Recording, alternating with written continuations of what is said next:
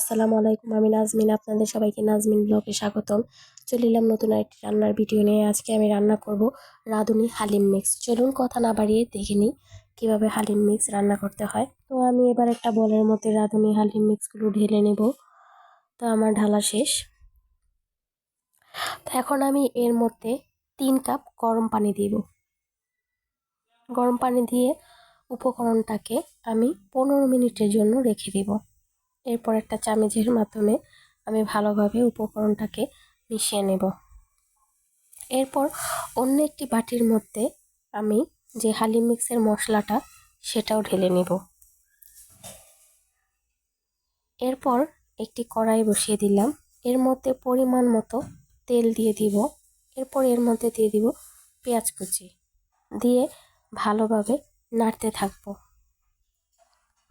এরপর এর মধ্যে দিয়ে দিব 2টা তেজপাতা।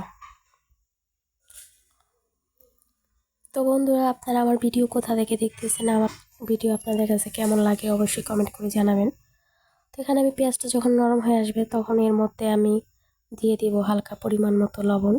এরপর দিয়ে দিব আদা রসুনের বাটা। তো এখন আমি ভালোভাবে নাড়তে থাকবো। পেঁয়াজটাকে বাদামি কালার করব, একটু ভাজা ভাজা টাইপের। তো এখন আমি এর মধ্যে দিয়ে দিব যে মশলাটা আমি রেখে দিয়েছিলাম আলাদা, সেই মশলাটা দিয়ে দিব 2-3 চামচ, দিয়ে ভালোভাবে নাড়তে থাকবো। বাকি অংশটুকু আমি রেখে দিব, সেটা আমার পরবর্তীতে কাজে লাগবে। এখানে আমি সামান্য পরিমাণ দিয়ে দিলাম মরিচের গুঁড়া, যেন হালিমটা একটু ঝাল ঝাল হয়, খেতে ভালো লাগে এর জন্য। এরপর আমি এর মধ্যে দিয়ে দিব সামান্য পরিমাণ পানি, দিয়ে নাড়তে থাকবো। তো আমি হালিমটা আজকে রান্না করব দেশি মুরগি দিয়ে। তো আমাদের বাসায় দেশি মুরগি আছে, আমরা দেশি মুরগি পালি, আমাদের ঘরের মুরগি আর কি, সেটা আমরা জবাই করছিলাম, সেটা দিয়ে আর কি রান্না করব আজকে। এরপর ভালোভাবে নাড়তে থাকবো। তো আমার মুরগিটা মাখানো শেষ।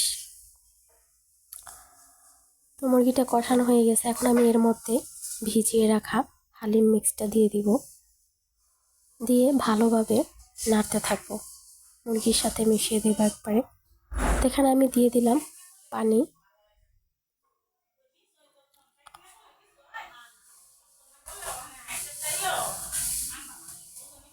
তো এখন আমি এর মধ্যে দিয়ে দিব আমার যে বাকি অংশ মশলা ছিল, হালিম মিক্স বলছিলাম পরবর্তীতে কাজে লাগবে, সেটা আমি এখন পুরোটাই দিয়ে দিলাম, দিয়ে ভালোভাবে নাড়তে থাকবো। এখন আমি হালিমটাকে ভালোভাবে ফুটানোর জন্য এটাকে ভালোভাবে চাল দিতে থাকবো আর ঘন ঘন নাড়তে থাকবো, যেন আমার হালিম মিক্সটা না লেগে যায়। তো এখানে আমার হালিম মিক্সটা দেখুন অনেকটাই ঘনত্ব চলে আসছে, মানে প্রায় শেষের দিকে।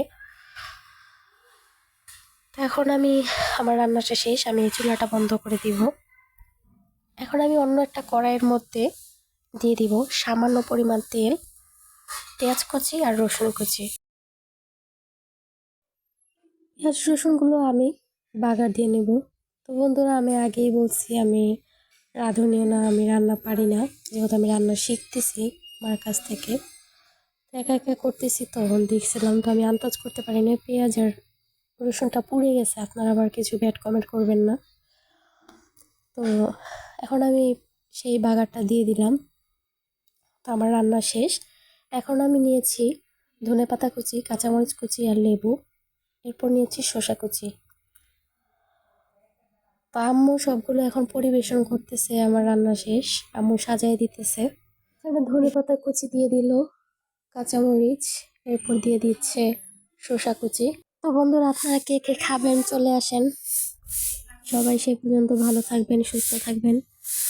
আর পরবর্তী ভিডিও দেখার জন্য অবশ্যই আমার চ্যানেলটাকে সাবস্ক্রাইব করবেন। আর যারা যারা আগে সাবস্ক্রাইব করছেন তাদেরকে জানাই অসংখ্য ধন্যবাদ। তো বন্ধুরা, দেখুন আমার হালিমটা কেমন হয়েছে। তো আজকে ডিনার থাকছে হালিম আর রুটি। তো বন্ধুরা, সবাই ভালো থাকবেন, সুস্থ থাকবেন। আল্লাহ হাফেজ।